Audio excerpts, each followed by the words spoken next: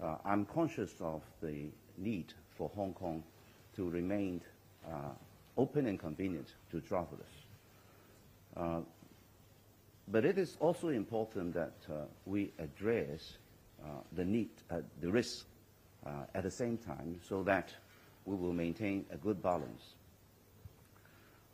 I have already asked the Secretary for Health to look at the evidence and statistics to see how we can, while on the one hand contain the spread of the pandemic, and at the same time reduce the inconvenience to travelers.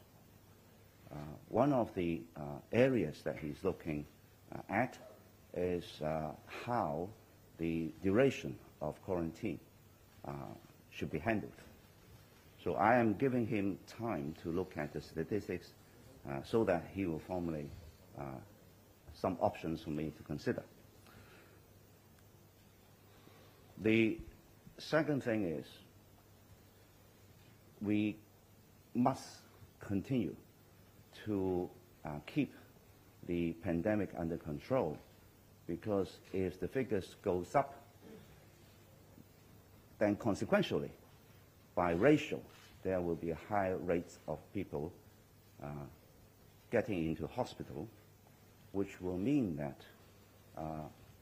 the hospital service will be affected, even if it may still maintain emergency services, but it will affect other services to people in need, particularly those who require consistent and persistent treatment.